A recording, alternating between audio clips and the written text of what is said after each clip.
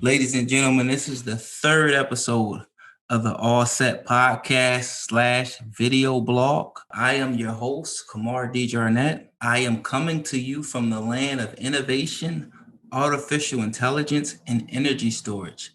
I say great awakening to all. This is a vibration check. Really excited that you guys could join me today. And it's interesting. One of the questions I've been getting a lot lately is, why are the Tesla bulls so excited about the opportunity, the potential of a $25,000 Tesla? Why do they believe that this is the death or the end of the ice age, right? It's actually pretty simple, right? In sales, you have a term called TAM, total addressable market, but then there's another term, SAM, which is serviceable addressable market, right? Let me unpack this for you, right? Here's what this means.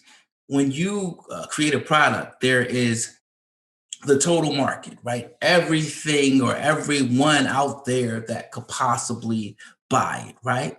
But then there is the serviceable addressable market, which is okay, but what people can actually afford this, what people can purchase this, whether it be proximity, whether it be actual dollar amount, whether it be the ability to work it, right? So there's different things that can, dwindle the market from a total addressable market to a serviceable addressable market. So with Teslas, right? Teslas, they can be expensive, right? So you're talking about, hundreds of thousands, $100,000 car, maybe an $80,000 car. Then you come down to the 3 and the Y, which, are somewhere between 40 and 50,000, right? 40 and 60,000. Okay.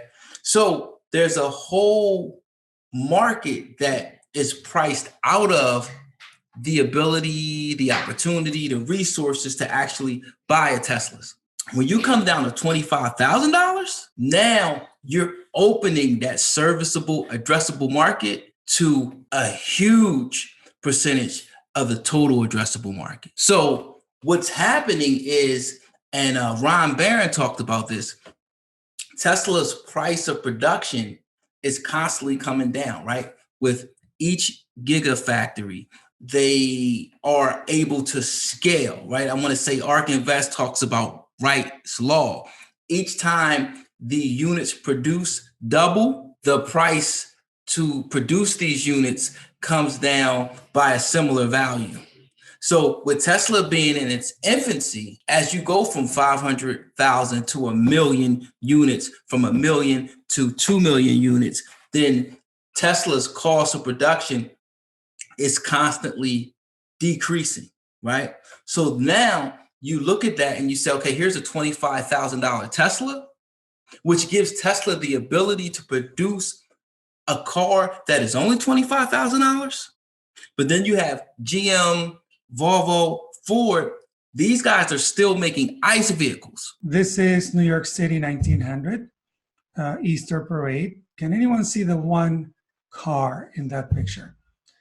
We used horses as our main means of transportation for thousands of years. And there is one car in this picture there. You can barely see it.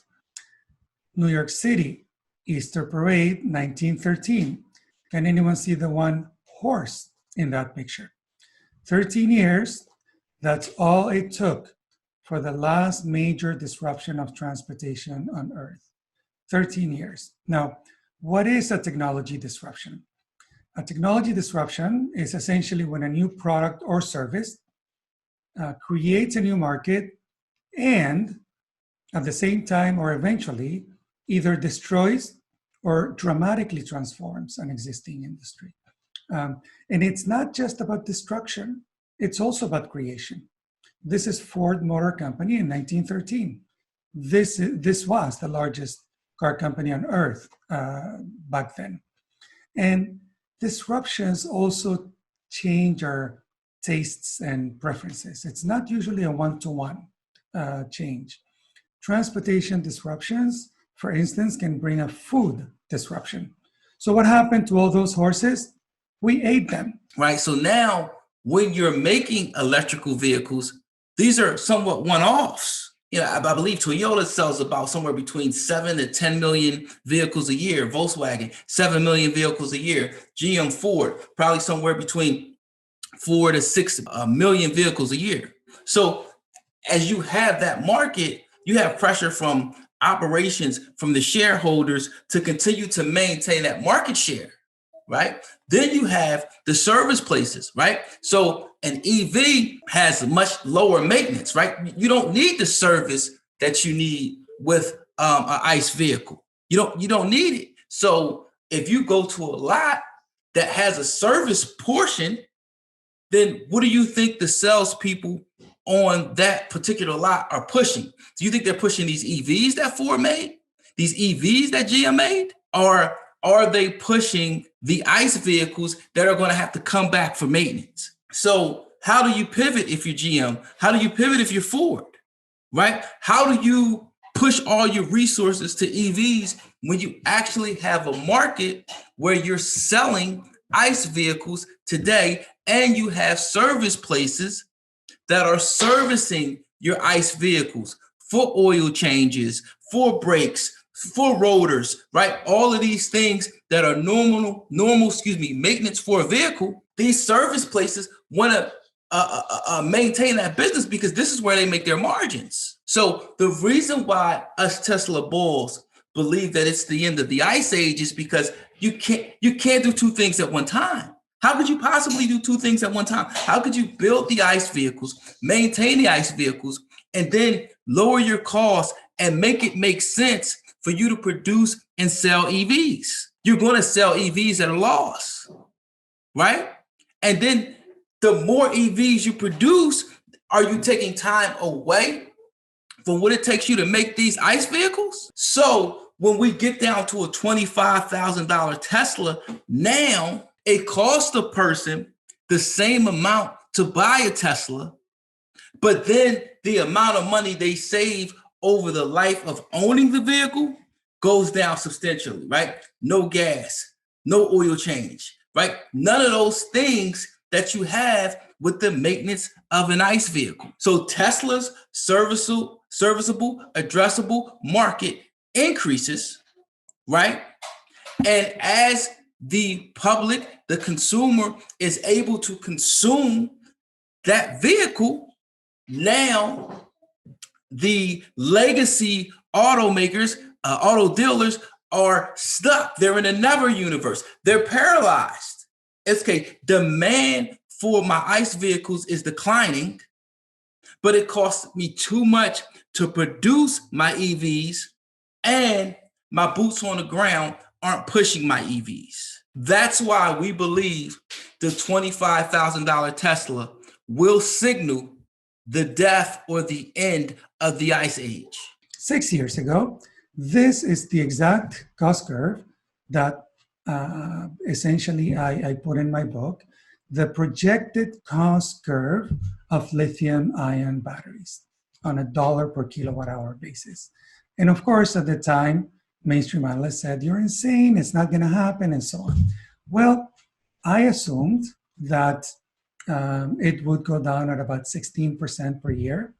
And it's actually gone faster than that, faster. And you know, they said, no, it's not going to happen. Now, why is it going faster? Because over the last 6 years, the number of mega factories, the scale of this industry has gone berserk. There were 3 lithium-ion mega factories in the pipeline 6 years ago. Now there are 121. So the scale, the innovation, the new markets, and so on, essentially mean that the cost curve has accelerated to 20+% per year.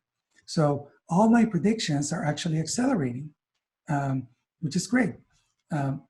And this is not just causing trauma, disruptions in transportation, energy. I mean, you probably have heard of the South Australia battery that is already disrupting the fossil fuel infrastructure there.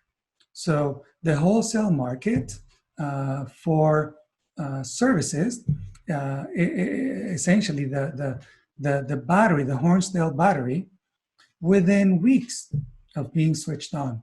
And with just 2% of the market, of the frequency control and ancillary services market, with just 2% of that capacity, it wiped out 90% of the revenues of the incumbent industry. 2% just within a few days. It wiped out 90%. This is what I call market trauma. So you don't need a big penetration. You don't need 20 years to essentially disrupt the finances of the incumbents. Now, grid batteries are super disruptive, both on the demand side and on the supply side. Why? Because our existing grid is extremely inefficient. It's an inefficient, just-in-time supply chain. So essentially, about a third of the assets in the existing central generation grid are peakers. And peakers are super inefficient. They can only be used a few hours, a few dozen hours. So batteries on the demand side or on the supply side can disrupt them right away. So this is a lot of billions of dollars that are going to be wiped out. And the disruption is from above. Essentially, first, ancillary services, then peakers, which is already happening, and then baseload, okay? And all of these assets are going to be stranded. Every new fossil fuel generation is going to be stranded. Even every existing fossil fuel generation is going to be stranded. And I predicted this years ago, right?